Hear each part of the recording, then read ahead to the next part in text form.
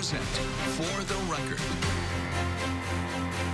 Welcome to For the Record. I'm Yomi Colts. This week, an independent report released 69 recommendations for how Madison police can improve their response to protests. A report commissioned after weeks of protest in Madison last summer. It found police were not prepared and at times escalated response. I talked to Chief Shon on Thursday. Here's our sit down reflecting on what's next for the agency. You came into this agency months after last summer's protests ended. So before we talk about the report at all, I want to talk about how you looked back at the agency's performance during that time, how they responded to protests. How did you go about researching MPD's response to those protests and kind of what was going through your mind as you did that? Well, as I came here last year or earlier this year, one of the things that I wanted to do was to certainly reevaluate or evaluate some of the things that our police department were involved in, especially major and critical incidents, including our response to civil demonstrations from last year. Obviously, I was in a police department in 2020, and I'm certainly familiar with some of the frustrations that community members had with police and our responses to that. But as I started looking into what our officers did and how they performed, a couple of things kind of jumped out to me. One of the things that I thought was very important was how adaptable I thought the police department were.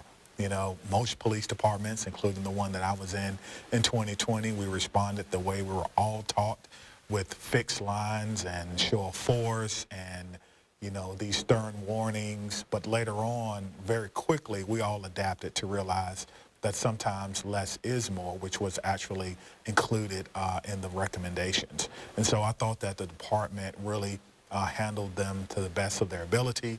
I thought that there were situations like in any incidents where you wish you could go back and do it a little bit differently, but to acknowledge that is something different. And so MPD really acknowledged that. Reaching out to the Control Center for evaluation was tough. As you know, they were the only department in the country who did that. I also looked internally. How were the officers feeling about the response? And there were mixed emotions. Some officers, quite frankly, have a sense of, you know, what went wrong. And I think we owe this report to the officers as well. Were you surprised by any of the recommendations in this report? I really was not surprised by any of the recommendations. The ones that I thought really drew my attention was equipment. Obviously, you know, this is the capital city of Wisconsin, and I think Madison is a great city. I think it's a big deal. I think that every department, whether it's our fire department, whether it's the police department or library, should have all the resources that they need to serve an amazing community. And to see that, you know, we had to rent vans to get officers in small groups to quell flare-ups was surprising to me. It was a little bit shocking that even now we have to rent vans for transportation. I found that a little bit surprising. Some cities, because of where they're located, because they're capital cities or because they're on the coast or hubs of manufacturing or industry, they tend to have an amount of resources that's needed to keep the community safe and or to provide those things that they needed. And body-worn cameras. So the answer is body-worn cameras was really a shock to me that Madison did not have it. I came from an agency who adapted body-worn cameras in 2012, 2 years before Mike Brown and Ferguson, and was really the leader in that technology. And for body-worn cameras not to be a part of the evaluation, I think that made the process a little bit longer and made the work of the evaluators a little bit tougher. You are just the latest in several police chiefs who have advocated for body cameras here. The city council continues to, you know, they really haven't approved that yet. Do you have any different approaches you'll be using in an attempt to convince city council that, hey, this is something that you believe the agency needs? My approach is different. And my approach is, you know, let's add the science to it. Let's figure out what our research questions is. What is it that we want to know or are fearful about a technology that's been around for decades? What is it about body-worn cameras that we think could or could not work for Madison? What are our fears? And so that's my approach. My approach is that I have not determined what body-worn cameras mean for Madison. My approach is I am not advocating. I'm advocating to do a pilot so that we can make a determination and then we can move forward. I am an advocate for evidence-based policing. I'm an advocate for best practices, and body-worn cameras are simply best practices. But I also want to say this, and this is very important.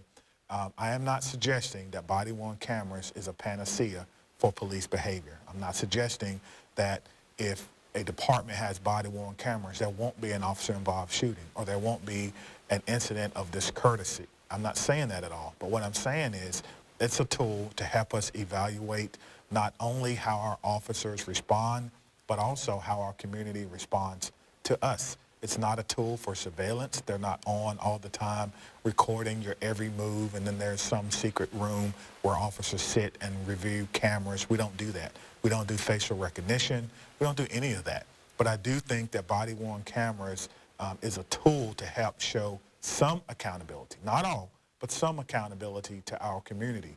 When we come back, the practical steps the department will take to comply with the report.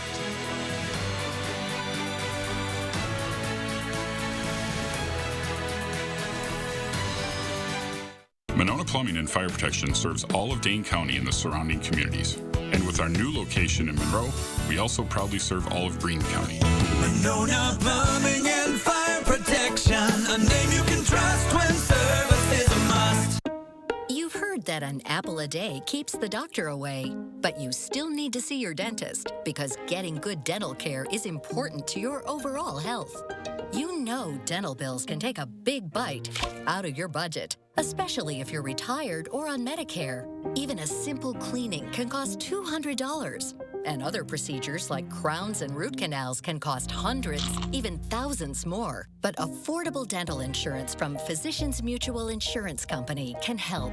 Give us a call or go online for this free information kit with all the details. This isn't just a discount plan. This is real dental insurance that can help pay for over 350 covered procedures like cleanings, fillings, crowns, even dentures. There are no deductibles, no annual maximum, and you can see any dentist you like. So don't wait. Call now or go online for your free information kit from Physicians Mutual. Physicians Mutual, Physicians Mutual. You protected our rights, preserved our freedom. You may have even risked your life for us. Now, it's our turn to fight for you. Your local Wisconsin emergency, energy, and housing assistance providers, and the Keep Wisconsin Warm Cool Fund reward the service of our veterans with rental and energy support in their time of crisis. Apply today to get the fresh start you've earned. Monona Plumbing and Fire Protection is here 24 hours a day, 7 days a week for all your residential and commercial plumbing services. Monona Plumbing and Fire Protection, a name you can trust when service is a must. Welcome back to For the Record. Let's get straight back to our sit down with Chief Shon Barnes. Let's talk about now some of their 69 recommendations here. You've mentioned some of these have already been implemented by the department after last summer's protests. Some of them have not been, and your intention is to implement all of them. Let's talk about some of the practical steps you're taking to put some of those policies in place that aren't in place right now. What does that practical step look like? Yeah, I think what we have to do is we have to divide and conquer. We have to determine which of these are budgetary issues, like equipment, like the fact that the officers had bullhorns, but the bullhorns really weren't equipped for such a large crowd. In the capital city of Wisconsin, where we draw, hundreds of thousands of people every year, we should have the ability to communicate with them if something is dangerous that's happening, right? And so we need to think about what are those things that are budgetary issues, and then I need to go and ask for the funds that I need in order to get those pieces of equipment. I need to think about training needs and how do we train people. Obviously, with the way we're set up, we can't just pull officers off of the street and train them.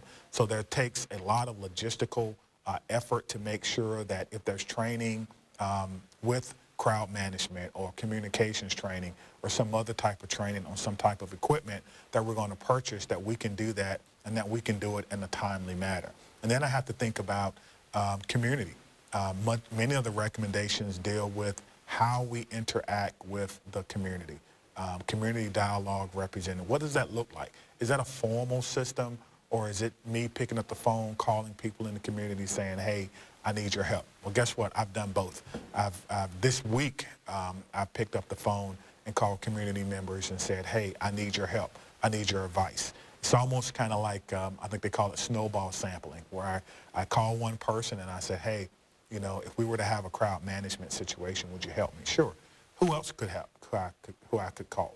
And they give me the numbers and I call other people to try to get their help. But I think we need something a little bit more formal when it comes to communication, as the report suggested, before, during, and after a protest. What happens if officers out in the field, out doing that crowd control, what happens if they aren't following these policies, both in the immediate term but also in the long term? Are there going to be punishments if they aren't following the recommendations as policy set out in the department? What happens if they aren't followed? Yeah, well, you know, there are always, you know, accountability measures for not following any policy, whether it's during a protest or whether it's when you're just out doing your job. But we also try to look deeply to see what's causing that behavior. Is it a lack of understanding? You know, you try to look internally first, right? Did we train the officer appropriately? If not, then that could be a training failure. Is the policy not clear? That could be a policy failure. But for officers who are engaging in behavior that, quite frankly, everyone understands is wrong, there's a discipline process here that officers afforded an opportunity to give their side of the story, and then we make a determination on whether that person is responsible or not. And punishments can vary. It could be a written letter of reprimand, or it could be something like retraining or work rules, things of that nature. But we try not to focus on that. We try to focus on the positive and making sure that, number one, they're supervised correctly, and number two, they have a clear understanding of what our roles are. And that's tough in a protest because you're managing expectations that change very, very quickly. You know, I've always thought as a leader that you have policies and you have procedures, but you also have critical thinking.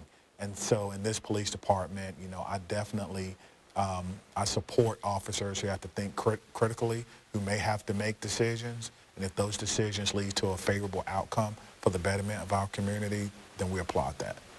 Lastly, I want to talk about the budget. Through our conversation, you've touched on some things that, you know, have to be addressed in the budget through budget means. Now, the City Council has passed a budget that includes about $1 million increase in the police budget, while also considering the fact that some in Madison want to see more funding still rediverted to other social work or mental health services instead. Do you feel like this budget, in your opinion, is sufficient to meet the agency's needs? I do. I think, you know, I think the police department did very well. Do we need more? Yes. Do we want more? Yes. Is there any chief in America that will turn down additional help? No. And I'm certainly no difference in that.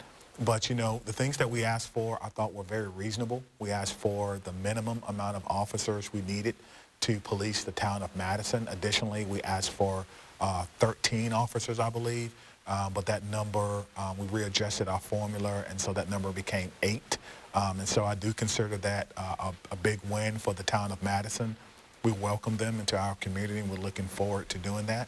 We're able to get some non-commissioned personnel. We're going to bring in someone that's going to do more than just police data, but it'll be police data technology, crime analysis, and some of my reform initiatives around how we present information to our community, and also innovation. I want to make sure that this police department is number one when it comes to innovation. There's so much going on with policing right now that I don't even think people realize. I mean, there's some futuristic things that are going on with policing, from you know, from projectiles that come from police cars to tag cars that are in police vehicle chases, to the use of technology to answer calls for service, to where you can immediately get an officer on your iPhone or whatever type mobile device that you use to take those reports.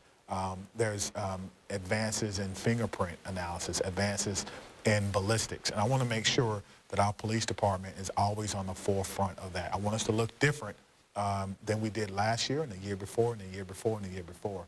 All right. Thanks so much for taking the time this morning. Thank you.